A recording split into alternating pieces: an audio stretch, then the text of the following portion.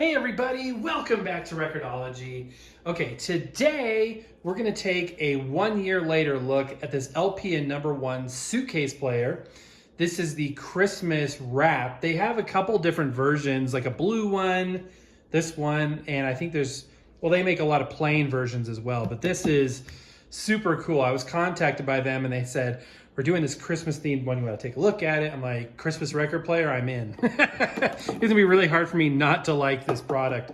So I received it and was really surprised at, just overall, the unit itself. I like it a lot. I just am very impressed and I like it so much I keep it out all year.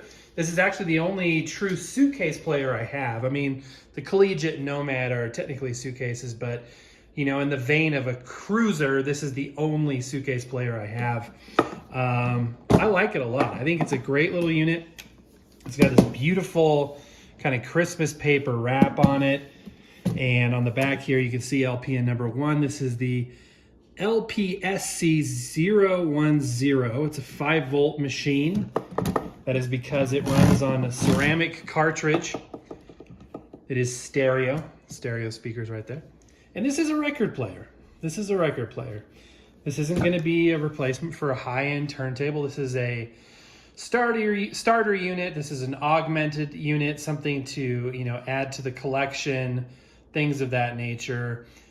This is not going to be your primary turntable if you're serious, into vinyl and whatnot. I mean, it could be if you have limited space and it's just what you want to use, but this isn't designed to compete with high end. This is what it is. So it's a fun record player. Okay, it's got Bluetooth, obviously the phonograph. The controls here on the side, I think that's unique. I don't think I've seen one of these suitcase players do this. And by the way, this is not made by Crosley. A lot of people think that Crosley makes all the suitcase players and they're just rebranding them, or they're rebranded Crosleys. Crosley doesn't make record players, nor does Audio-Technica, nor does Victrola, and a lot of other companies. They are rebranded or they are partnered products that are resold under various brand names, okay?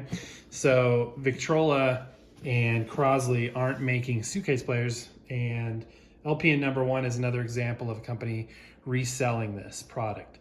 So on the side here we have, and by the way, it's not the same suitcase player either. I mean, this isn't the same thing as a Cruiser Deluxe or the original Cruiser or Victrola. There are a handful of companies that make these in China, and we can look up the FCC ID and see if we can figure out who it is, but it is what it is. So take it on its own merits. That's my point.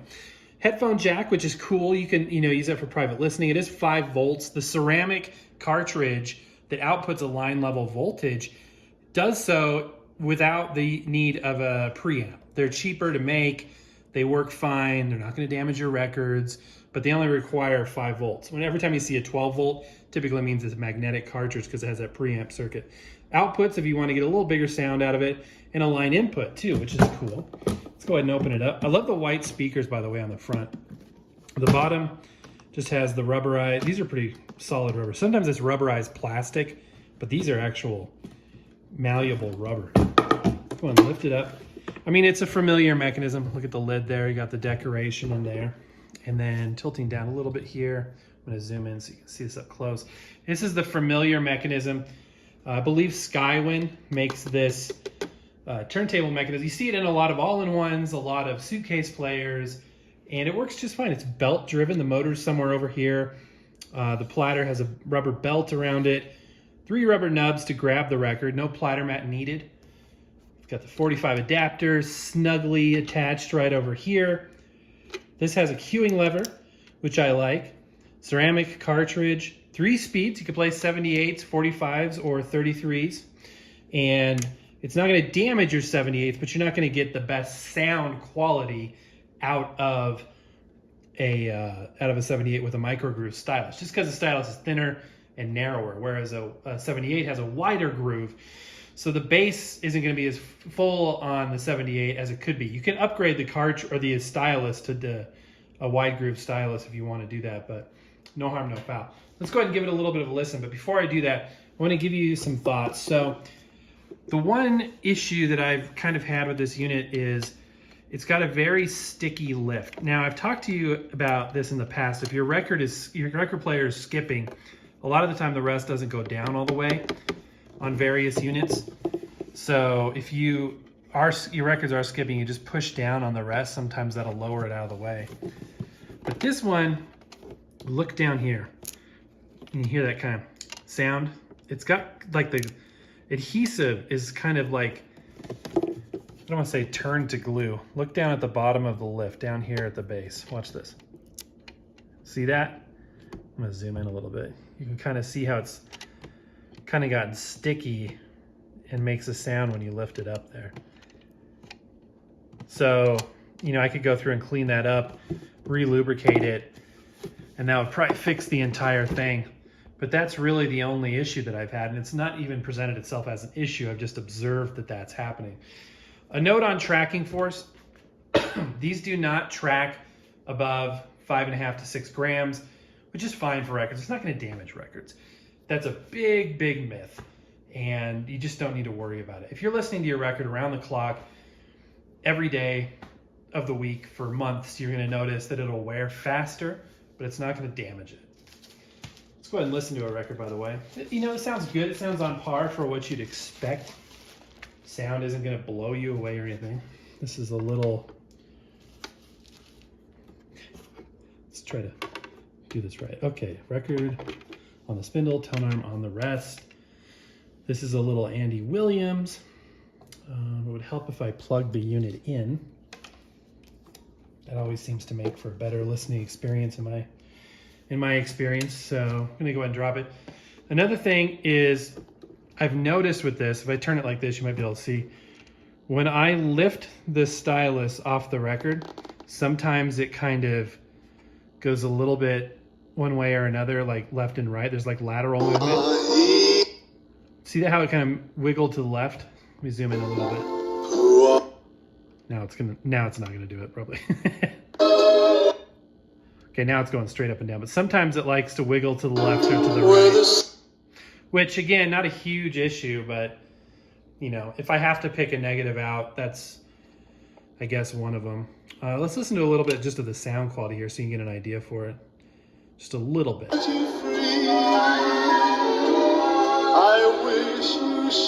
So the sound is adequate. It's not full bassy sound. It's, you know, you sit down, you listen to a record.